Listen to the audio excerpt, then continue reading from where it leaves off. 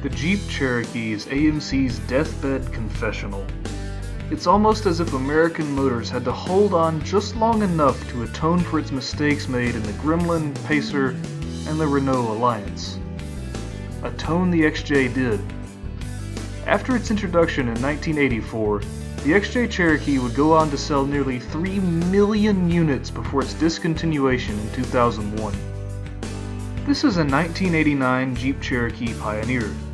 The Pioneer was a higher trim option on the XJ Cherokee for the first few years of its production run, and it included a chrome grille and bumpers. Moving on from aesthetics, this Cherokee gets somewhat unusual for an XJ. How? The combination of options.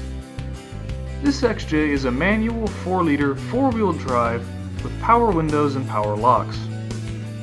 Sure, there were plenty of manual XJs made, but finding a manual Cherokee that is also 4-wheel drive isn't that easy. Don't believe me? Go browse your local Craigslist. You may find 100 XJs, but I'm willing to bet very few are stick shift, and even fewer of those are 4-wheel drive. Fewer still will have under 100,000 miles. Okay, let's dive into what makes this Cherokee tick, and I don't intend that as a pun to the lifter tick at startup that is common on 4-liter Jeeps. As I previously stated, this XJ has the venerable AMC 4-liter inline 6-cylinder engine. In 1989, the 4-liter featured a Renix multi-port fuel injection system and cranked out 177 horsepower and 224 pound-feet of torque.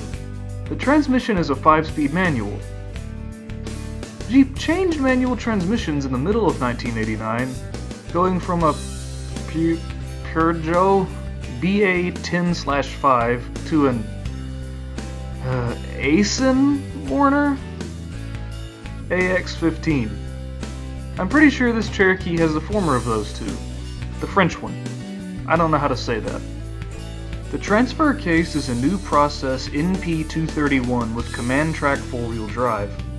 As with the vast majority of older Jeeps, the Cherokee has solid axles front and rear. The rear axle is a Dana 35 with a factory-limited slip differential and a 354 gear ratio. All 4-wheel drive Cherokees came with a Dana 30 front axle, and since this Cherokee is bone stock, that's what it still has. There is no rust on this Cherokee, due in part to its low miles. That's right, this XJ has only a hair over 93,500 original miles. Sure, there are some out there with lower miles, but that doesn't mean they're in good shape. My dad looked at one XJ last year with around 75,000 miles.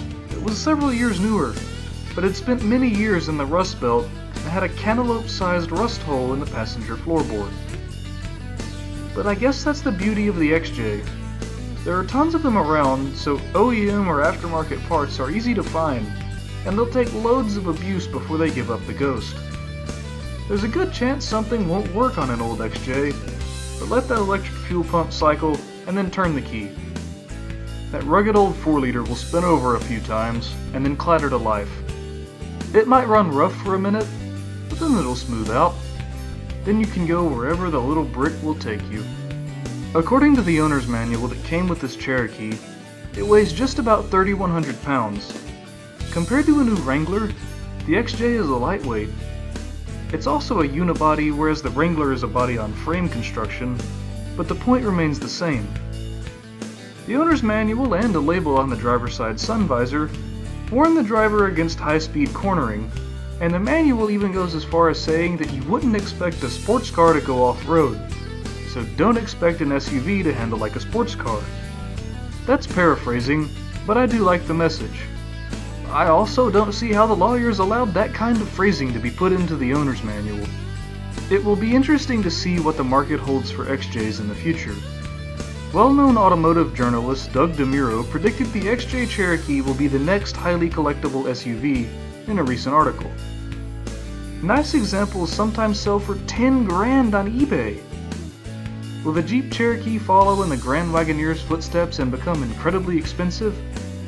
Or will it remain an affordable way to get into the automotive or off-road hobby? One thing that is certain is that the old 4x4 will keep plugging away.